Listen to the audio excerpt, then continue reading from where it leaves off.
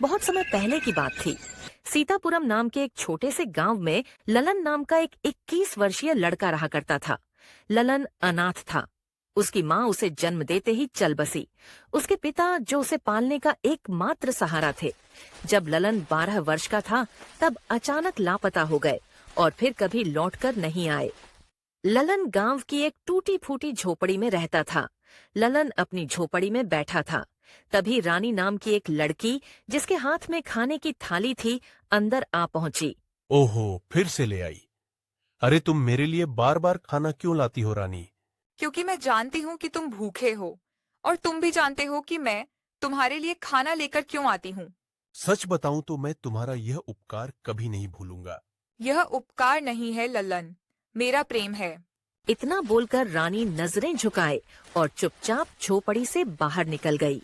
कुछ देर बाद ललन बाहर निकल आया। झोपड़ी के सामने गांव का मुखिया खड़ा हुआ था। ललन खाना खा लिया? जी मुखिया जी, आपकी पुत्री रानी कुछ देर पहले ही खाना देकर गई है। अच्छा किया। अब तुम बड़े हो गए हो बेटे, अपना ख्याल रखना सीखो। मुखिया जी, 12 वर्ष की उम्र से लेकर अब तक आप ही तो मेरा ख्याल रखते आए हैं, पर अब मुझे शर्म आने लगी है। अब मैं कुछ काम करना चाहता हूँ। तुम्हारी बात में सच्चाई है ललन। अच्छा सुनो, गांव के पास वाला जंगल अब पहले जैसा खतरनाक नहीं रहा। अगर तुम्हारा मन हो तो वहां जाकर लकड़ियां काट सकते हो या शहद इकट्ठा कर सकते हो। मैं यही करूंगा मुखिया जी। अब समय आ गया है कि मैं अपने लिए और जो मेरे अपने हैं उनके लिए कुछ करूं।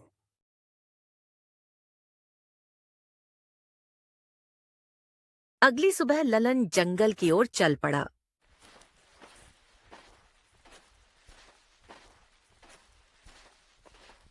कुछ देर बाद ललन जंगल पहुंचा। आज जंगल में अच्छे अच्छे वृक्ष देख लेता हूँ, फिर कल कुल्हाड़ी लेकर इन्हें काटकर लकड़ियां बाजार में बेचूंगा। कुछ भी कहो, मुखिया जी ने बचपन से मेरी अब तक बहुत सहायता की है। अब समय आ गया है अपने पैरों पर खड़ा होकर दिखाऊं। ललन इतना ही कह पाया था कि तभी उसकी नजर एक वृक्ष पर पड़ी, जहां एक चील बैठी हुई उसे घूर रही थी। न जाने क्यों वो चील उसे बड़ी विचित्र लगी। अरे बाप रे, ये बड़े आश्चर्य की बात है। इस चील का आकार दूसरी चील के आकार से तो बड़ा है, और ये मुझे घूर क्यों रही है? ललन ने इतना ही कहा था कि तभी चील उड़ती हुई उसके पास आ गई और इंसानी आवाज में बोली, मैं तुम्हें पहचानती हूँ। तुम वीर शंकर के पुत्र हो ना? ये सुनकर ललन चौंक गया। पर अरे ये क्या? पर तुम तो एक चील हो। तुम इंसान की आवाज में बातें कैसे कर सकती हो? मैं जो पूछ रही हूँ उसका जवाब दो। क्या तुम वीर शंकर के ही पुत्र हो? हाँ, मैं वीर शंकर का पुत्र हूँ। तुम्हारे पिता कुछ वर्ष पहले गायब हो गए थे, जो आज तक वापस नहीं आए। मैं तुम्हारे पिता के रहस्य के बारे में बता सकती हूँ। तुम्हारे पिता कोई साधारण मनुष्य नहीं थे। अरे ना जाने कौन हो तुम। मैं ऐसे कैसे तुम्हारी बात पर विश्वास करूं? कभी सोचा है तुमने? तुम पिछले 8 वर्षों से बिना पिता के रह रहे हो, लेकिन गांव में कोई भी तुम्हारे पिता के बारे में बात नहीं करता। तुम्हारी कोई मदद नहीं करता, सिवाय तुम्हारे गांव के मुखिया के। तुम तो मेरे बारे में सब कुछ जानती हो। कौन हो तुम? मैं तुम्हें अभी नहीं बता सकती। तुम्हें उसके लिए मुझे श्राप से मुक्त कराना होगा। ललन को न जाने क्यों उस चील से डर महसूस होने लगा और वो दौड़ता हुआ अपने गांव की ओर भागा। घर पहुंचकर ललन जोर जोर से हाँफने लगा और डरते हुए बोलने लगा, अरे बाप रे, ये जंगल तो बड़ा ही विचित्र है। वहां के पक्षी भी मनुष्य की भाषा में बात करते हैं। अब मैं उस जंगल में कभी न जाऊं। तभी वहां रानी आ गई, जिसके हाथ में खाना था। वो ललन को डरा हुआ देखकर बोली, क्या हुआ ललन, तुम्हारे माथे पर पसीना क्यों बह रहा है, वो भी इस कड़ाके की ठंड में, और तुम इतने घबराए हुए क्यों हो? ललन रानी से कोई बात नहीं छिपाता था।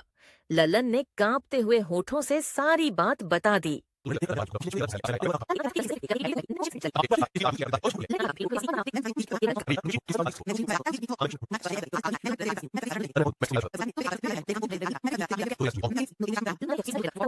रानी सुनकर डरते हुए बोली, अब तुम जंगल कभी मत जाना। इतना कहकर रानी वहां से बाहर चली गई। ललन खाना खाकर सो गया। अगली सुबह जब ललन सोकर उठा तो उसके मन का डर समाप्त हो चुका था। वो अपने आप से बोला, अरे मुझे उस चील को बातें करते हुए देखकर ऐसा लगता है कि कुछ ज्यादा ही डर गया था। वैसे देखा जाए तो उसकी बातों में सच्चाई तो नजर आती है। वो चील मेरे पिता के बारे में कुछ ना कुछ तो जानती है, और उसने सही कहा था कि मेरे पिता के बारे में गांव में कोई बात नहीं करता।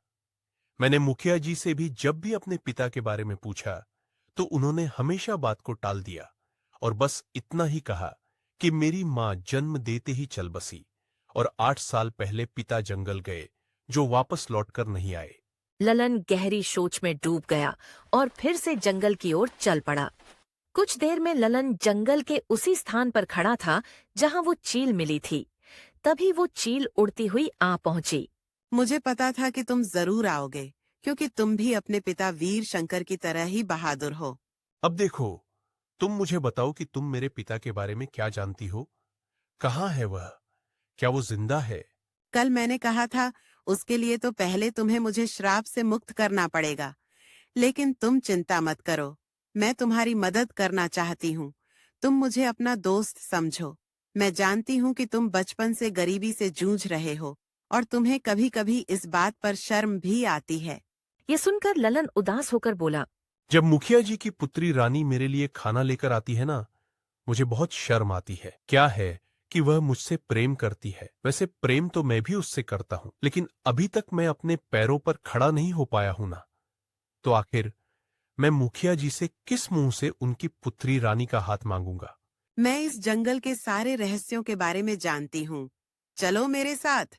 यह कहकर चील उड़ चली और ललन उसके पीछे पीछे चल पड़ा। कुछ ही देर बाद चील एक गुफा के पास रुकी और जमीन पर बैठकर बोली, यही वो जगह है ललन, तुम्हें इस जगह को खोदना है। ललन जमीन को खोदने लगा। कुछ देर बाद उसे एक बक्सा दिखाई दिया। अब इस बक्से को खोलो। ललन ने जैसे ही बक्सा खोला, उसकी आंखें आश्चर्य से फटी की फटी रह गईं। अरे बाप रे बाप, इसमें तो ढेर सारे हीरे जवाहरात है। अरे इन्हें तो बेचकर मैं धनवान बन सकता हूँ। यह सब तुम्हारा है। पहले तुम धनवान बनो, फिर मैं तुम्हें बताऊंगी कि मैं श्राप से कैसे मुक्त होऊंगी। उसके बाद मैं तुम्हें तुम्हारे पिता से भी मिलवाऊंगी। मैं जानती हूँ वो इस समय कहाँ है। उस दिन का तो मुझे बेसब्री से इंतजार रहेगा।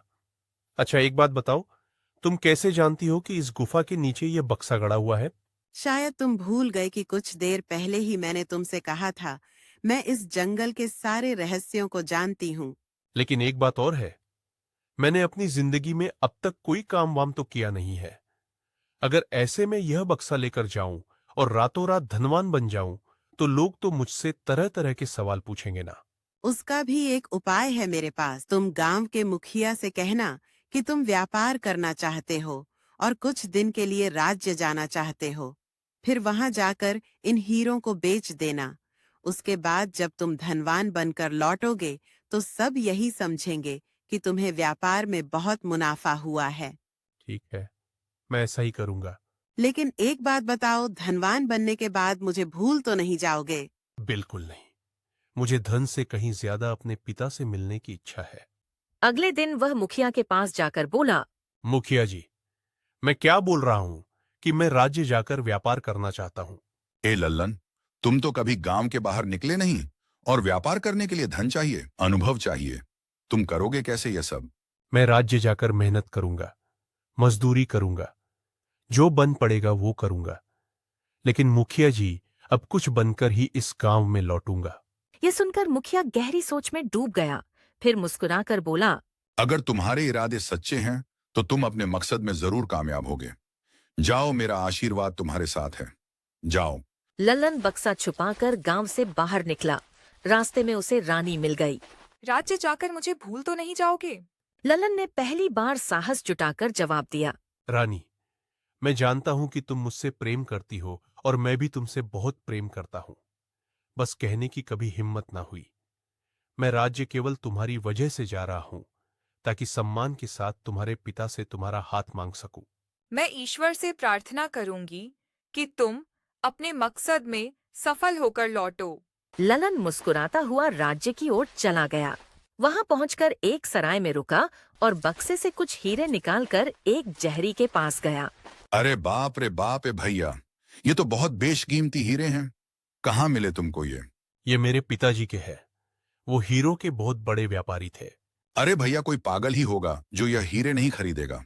मैं तो इनकी मुंह मांगी कीमत देने को तैयार हूँ। जहरी ने ललन को मुंह मांगी कीमत दी। ललन कुछ दिन राज्य में रहकर और हीरे बेचकर धनवान बन गया। फिर वो गांव लौटा। ललन को देखकर मुखिया और रानी बहुत प्रसन्न हुए। कुछ ही दिनों में ललन की झोपड़ी की जगह एक हवेली बन गई। नौकर चाकर भी हो गए। एक दिन रानी ललन से बोली, अब तुम धनवान भी बन चुके हो, तुम्हारा सम्मान भी गांव में बढ़ चुका है। पहले लोग तुम्हें अनाथ समझकर दया से देखते थे, अब वो दृष्टि बदल चुकी है। अब तुम मेरे पिता से मेरा हाथ कब मांगोगे? चिंता मत करो रानी, बस कुछ दिन धैर्य रखो, फिर मैं स्वयं तुम्हारे पिता से तुम्हारा हाथ मांगने आऊंगा। रानी के जाने के बाद ललन खुद से बोला, बस एक बार मेरे पिताजी मुझे मिल जाए, फिर मैं अपने पिताजी को ही मुखिया जी के पास भेजूंगा तुम्हारा हाथ मांगने के लिए। कितना खुशी का पल होगा वो। अब मुझे चील के पास फिर से जाना चाहिए। इतना कहकर ललन जंगल की ओर चल पड़ा। कुछ देर बाद ललन जंगल के उसी स्थान पर पहुंच चुका था जहां उसकी चील से पहली मुलाकात हुई थी। तभी वहां एक साधु आ पहुंचा जो एक वृक्ष के नीचे बैठा हुआ था। कौन हो तुम और यहाँ क्या कर रहे हो? तुम्हारी शक्ल तो किसी से मिलती जुलती है। अब शायद मैं तुम्हारे पिता को जानता हूँ। मैं वीर शंकर का पुत्र हूँ और मैं तो यहाँ अक्सर आता जाता रहता हूँ। यह सुनकर साधु चौंक गया, मगर कुछ नहीं कहा और चुपचाप वहां से चला गया। साधु के जाते ही चील उड़ती हुई वहां आ पहुंची। यह साधु तुमसे क्या कह रहा था? वो बस कह रहा था कि वो शायद मुझे जानता है। मैंने उसे बता दिया कि मैं वीर शंकर का पुत्र हूँ। यह साधु एक ढोंगी है। उसने केवल साधु का चोला ओढ़ रखा है, परंतु अंदर से वह एक शैतान है। मुझे उस साधु से कोई मतलब नहीं, मुझे केवल तुमसे और पिता से मतलब है। अब बताओ मैं तुम्हें श्राप से मुक्त कैसे करा सकता हूँ? शील उड़ती हुई ललन को उसी गुफा की ओर ले गई जिसकी जमीन पर ललन को पहले कई कीमती हीरे मिले थे। गुफा के अंदर एक बड़ा ही विचित्र पत्थर रखा हुआ था जो रंग बिरंगी किरणों से चमक रहा था। कल पूर्णिमा की रात है। कल तुम पूर्णिमा की रात इसी स्थान पर आकर आधी रात के समय आंखें बंद करके इस पत्थर को तोड़ देना।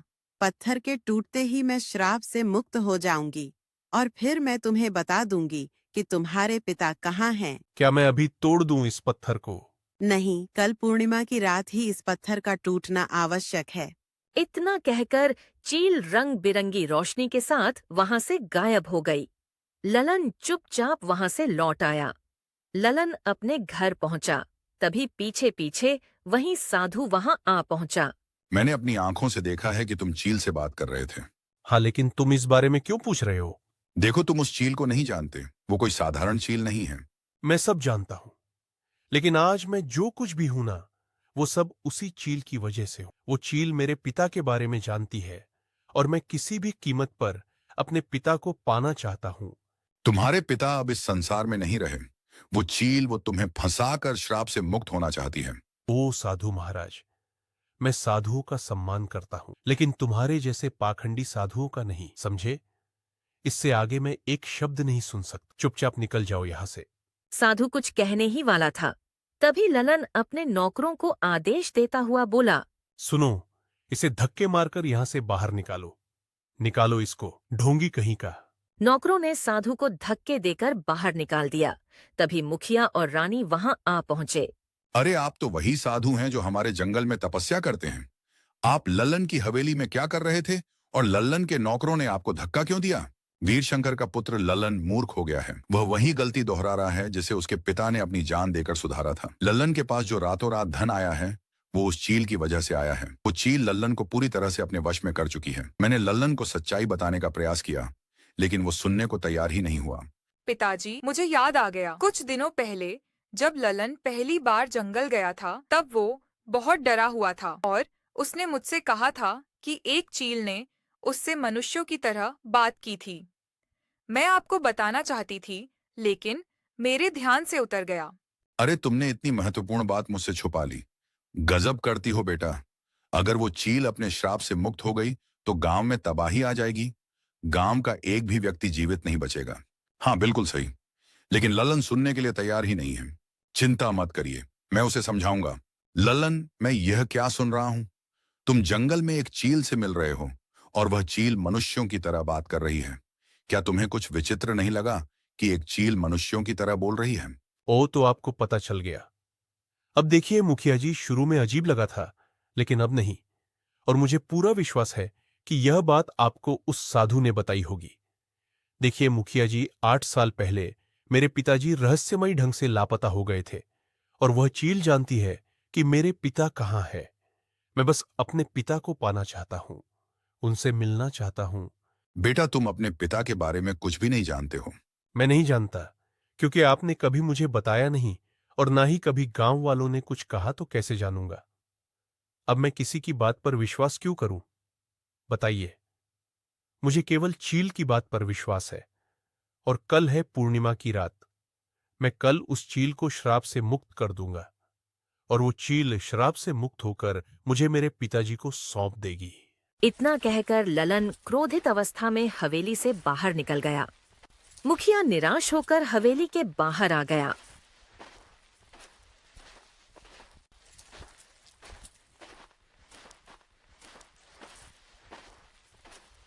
लल्लन को रोकना बहुत जरूरी है। वो चील किसी भी तरह से अपने असली रूप में नहीं आनी चाहिए। लल्लन तो पता नहीं कहां चला गया। अब हमें कल रात का ही इंतजार करना होगा। पत्थर को उठा लाया और जैसे ही उसे तोड़ने वाला था, तभी साधु, मुखिया और रानी वहां आ गए। लल्लन, रुक जाओ। उस पत्थर को मत तोड़ो। लल्लन, तुम बहुत बड़ी भूल कर रहे हो। नहीं, मुझे अपने पिता से किसी भी हाल में मिलना है। लल्लन, मेरी बात ध्यान से सुनो और समझो। तुम्हारे पिता के विषय में आज तक किसी ने कुछ क्यों नहीं कहा? क्योंकि वह एक लालची व्यक्ति थे। वह कोई साधारण इंसान नहीं, बल्कि एक तांत्रिक थे। तांत्रिक जो अनेक विधाओं में सिद्ध थे और इस जंगल की सभी अलौकिक शक्तियों को अपने अधीन करना चाहते थे। एक दिन तुम्हारे पिता से मिलने एक सुंदर स्त्री आई और उसने कहा कि वह इस वन की रक्षक है। यदि तुम्हारे पिता उससे विवाह कर ले तो समस्त शक्तियां उन्हें प्राप्त हो जाएंगी। तुम्हारे पिता उसके शब्दों में आ गए और उससे विवाह कर लिया। परंतु बाद में पता चला कि वह स्त्री कोई रक्षक वक्षक नहीं थी, बल्कि इस वन की एक शक्तिशाली डायन थी। डायन वो तुम्हारे पिता की शक्तियों की मालकिन बनकर गांव को नष्ट करना चाहती थी। तब पहली बार तुम्हारे पिता के भीतर की इंसानियत जागी। उन्होंने अपनी समस्त काली शक्तियों को एकत्र करके उस डायन को चील में परिवर्तित कर दिया और उसकी सारी शक्तियों को इस पत्थर में कैद कर दिया। उन्होंने डायन को श्रापित किया, लेकिन स्वयं अपने प्राण गंवा दिए।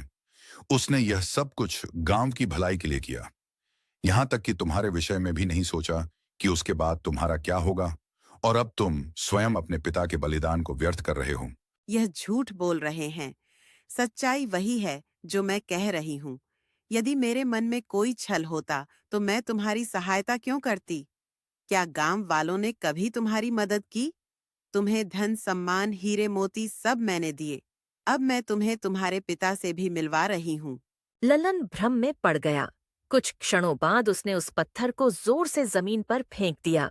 अगले ही पल चील रंग बिरंगी किरणों में बदलकर एक भयंकर डायन में परिवर्तित हो गई। मुखिया और साधु सच कह रहे थे। तेरा पिता एक मूर्ख था जिसने मुझे चील बना दिया और स्वयं मर गया। इस पत्थर को केवल तू ही तोड़ सकता था, क्योंकि तेरे भीतर उसी का खून दौड़ रहा है। लल्लन, तुमने बहुत बड़ी भूल कर दी है। अभी भी वक्त है। अगर तुम इस गलती को सुधारना चाहते हो तो तुम्हें अपनी जान देनी होगी। इस पत्थर में तुम्हारे पिता ने डायन की सारी शक्तियां बांध दी थीं और डायन को चील बना दिया था। लेकिन अब जब तुमने उसे तोड़ा है तो पत्थर का अंतिम स्पर्श तुम्हारे हाथ का था। इसीलिए अब तुम पत्थर से बन चुके हो। पूर्णिमा की रात के बाद तुम और यह पत्थर अलग हो जाओगे। अगर तुमने अब अपनी जान नहीं दी तो यह डायन गांव में प्रवेश कर जाएगी और विनाश मचाएगी। मुझसे बहुत बड़ी भूल हो गई। मैं तो केवल अपने पिता को पाना चाहता था। निर्णय तुम्हारे हाथों में है। यहां से कुछ दूर एक गहरी घाटी है। तुम्हें उसमें कूदना होगा, तभी डायन जलकर राख हो जाएगी। लेकिन ललन अपने मन में निर्णय कर चुका था। वो दौड़ता हुआ घाटी के किनारे पहुंचा और छलांग लगा दी। जैसे ही उसका शरीर घाटी में गिरा, डायन चीखने लगी और अग्नि की लपटों में झलकर राख हो गई। रानी की आंखों से आंसू बहने लगे। मुखिया रोते हुए बोला, लल्लन के पिता में कभी इंसानियत जागी थी, लेकिन लल्लन केवल इंसान नहीं था, वो एक बलिदानी था। उसने अपने गांव के लिए अपने प्राण दे दिए। साधु मुखिया और रानी गांव लौट गए और इस तरह वर्षों पुराना रहस्य समाप्त हो गया।